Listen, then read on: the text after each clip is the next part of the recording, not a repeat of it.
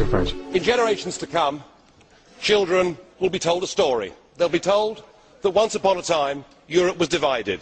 There was a big wall down the middle of it, and the people in the East were very poor, and they had no democracy, and they lived under an evil system called communism that killed millions of its own people. But joy of joys, the wall came down, and we finished up with 27 nations, and those people lived in democracy, and 500 million people lived in peace. But sadly, no, there is more. I promise you there's more. Bit of extra tires.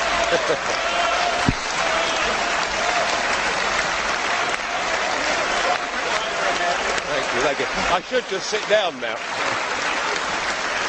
Well, I must say, that's the first time I've ever received such applause, and I'm tempted, Mr. Verhofstadt, I am tempted to sit down, but if I may, sadly, the story continues, the politicians in charge became very greedy, and they wanted money for themselves, and they wanted power, and so they resorted to lies and deceit, and they staged the most spectacular bureaucratic coup d'etat that the world had ever seen.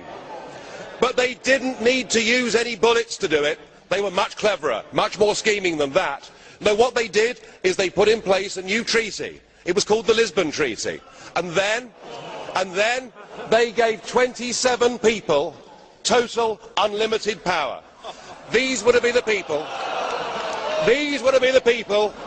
that made all the laws. Of course, they already had a flag and they already had an anthem, but they went about building a new state.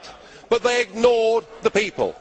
And what they did, whether they knew it or not, is they recreated the very evil system that the people in Eastern Europe had lived under before. But the incredible thing was that many of the new bosses had also worked for that same evil system before. Well, of course, the plan was flawed, and their fanciful monetary scheme collapsed. But still, the new bosses wouldn't listen to the people. No, They made life tougher and tougher. They put tens of millions into poverty. They denied people a say. And in the end, those people had to resort to violence to get back their nation states and their democracy. And the moral of the story is they had learnt nothing from history. Members of the European Mr. President. Before you give this Commission power, remember that 60 years Mr. President. ago, an Iron Curtain came down on Europe. That now, Mr. President. With this Commission, there is an economic iron fist, and it's being felt in Greece today. We cannot build. Thank you, Mr. President. Thank you very much. Thank you, Mr. President. Thank you. Thank you very much.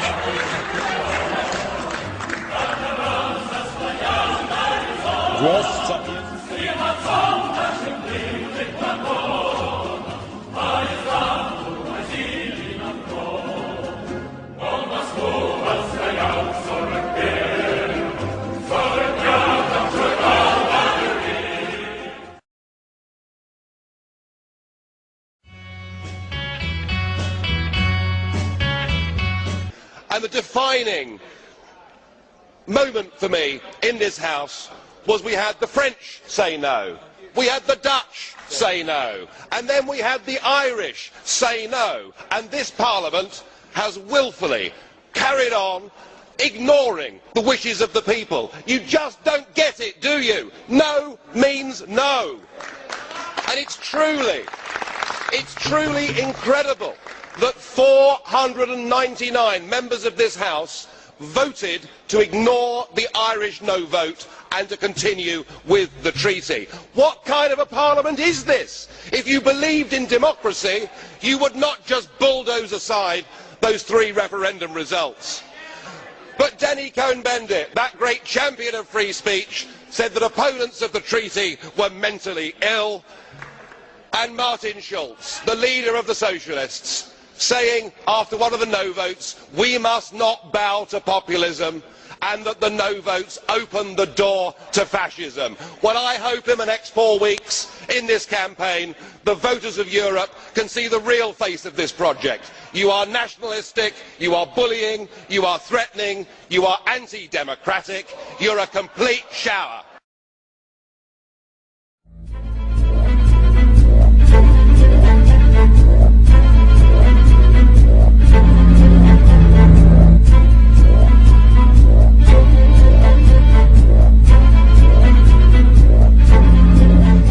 President, I would like to congratulate you on being elected, although I feel that this morning it's been more like a papal inauguration. And it's rather a shame that this Parliament, if it was a proper Parliament, would actually select members to sit in the chair on ability and not have the usual big group stitch-up. So that's rather a shame. And I think the signs for change here aren't very good. Just yesterday we had Eurocorps, armed Eurocorps soldiers carrying the European flag round the courtyard outside, a sort of European Union version of trooping the colour. We had an orchestra, we had the anthem, we had a choir. We started today, didn't we, with the anthem. This is the same flag and anthem that you said had been dropped after the French and Dutch very sensibly said no to the dreaded EU constitution. You're not even pretending anymore. You're pushing ahead with all the symbols of statehood and trying at the same time to lie and cheat with the Irish by giving them a series of guarantees that are not worth the paper that they are written on. Well, I can tell you that many of us in this Europe of Freedom and Democracy group will do all we can to help the no side in that Irish referendum. The future of European democracy rests very heavily on Irish shoulders. You fought, Mr. President, against the Soviet Union. You fought for democracy. You fought for national self-determination. If you continue to ignore the democratic voice of countries like France, the Netherlands and Ireland, then you will turn the European Union back into that very union that you fought so hard against. Listen to the people, please. Thank you, everybody.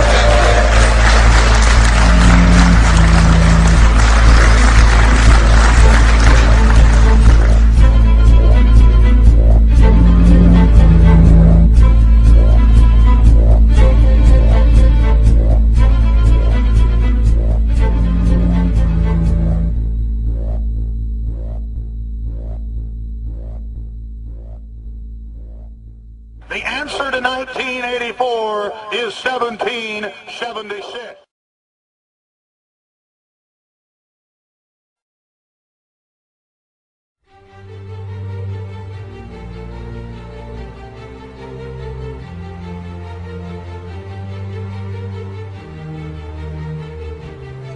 Czech presidency has followed a depressingly familiar pattern. Continuity, more of the same, the continuing obsession with climate change, and the continuing drive to have new legislation. You said that under this presidency, legislation in 80 new areas had been worked on, and you seem to be proud of that. I'd have thought it's about time we took a couple of steps back and said what we've got in the European Union is an over-regulated model that is serving us very badly during the depths of a recession. And yet more status quo. You supported the idea of shooing in Mr. Barroso without there being any sort of proper contest. But it's on the Lisbon Treaty that I was most interested. You ratified the treaty through your own parliamentary chambers without, of course, the thought of giving the people in your own country a referendum to express their opinion. But it's when it comes to Ireland that I really get interested, because you said that you wanted there to be a credible policy for Ireland with their second referendum. And so you produced these guarantees, and here they are. Guarantees on the right to life, on taxation, on security and defence. This document has no legal force whatsoever. It is not worth the paper that it's written on. You are the author of a disgraceful attempt to con the Irish into voting for this Lisbon Treaty in their forthcoming referendum. Of course, you've been supported by Mr. Barroso on that. He doesn't ever respect the result of democratic referendums, whether they're in France, the Netherlands or Ireland. He says we must ignore them, we must continue. It's all about power. It's all about him and the EU institutions getting more power at the expense of the member states. I hope the Irish tell you all where to go in the second referendum on October the 2nd, and they just might. However, I don't wish to be mean-spirited, because there was one wonderful, bright, uplifting moment during the Czech presidency, a moment when all of us that believe in nation-states, that believe in democracy, that believe genuinely in the rule of law, could come into this chamber and feel, for the first time in my experience, proud of the fact that we were part of this European Parliament. And I am of course referring to the visit of Václav Klaus. What a wonderful speech that was, coming into this chamber and telling a few home truths and pointing out that European parliamentarians and leaders are not listening to the peoples of Europe, at which 200 of you got up and walked out of the room. So at least for Václav Klaus, we thank you very much for the last 6 months.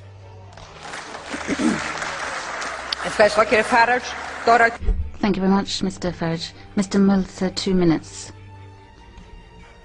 For the non-attached. You have the floor, Mr. President. I'd like just to put a question. Is it, I'm not criticizing, but is it allowed to have the flags in our... Because if it is allowed, I just want to put also the European flag here today, if I may say.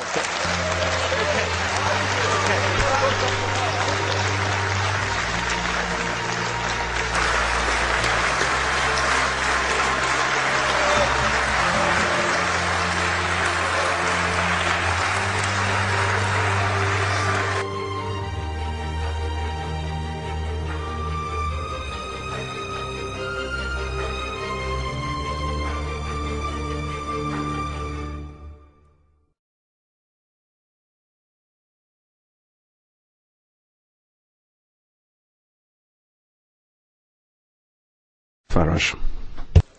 Thank you.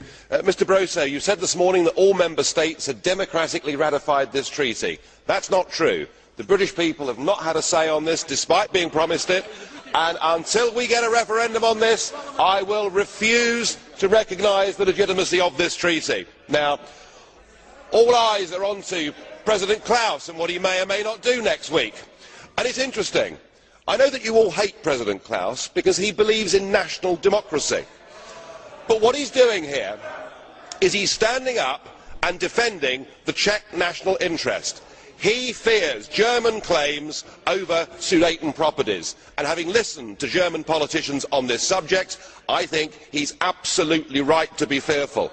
So hang on, President Klaus. If they don't give you what you want, don't sign the thing. If they do give you what you want, it'll need to be re-ratified in 25 member states, which will mean that the British will have a referendum, and I'm sure as Democrats you would all like to see a British referendum on this treaty. I certainly would. And I wonder, is it really going to be, at the end of this summit, are we really going to have a new European emperor? Is it going to be Tony Blair with his Empress Cherie? Well, I've reached the conclusion that I want Tony Blair. Please do appoint Tony Blair, the man that gave away £2 billion of the British rebate in return for nothing, the man who promised us a referendum on the Constitution and refused to give it to us. It's perfectly clear that in this European Union, the prize for national betrayal is a high one indeed. So please appoint Tony Blair. It will bring home the truth to the British people that it is not the elected representatives that matter in this European Union. It's people that give away national democracy in favour of the European Union that win the top jobs. Please, please, give us Tony Blair as the first President of Europe.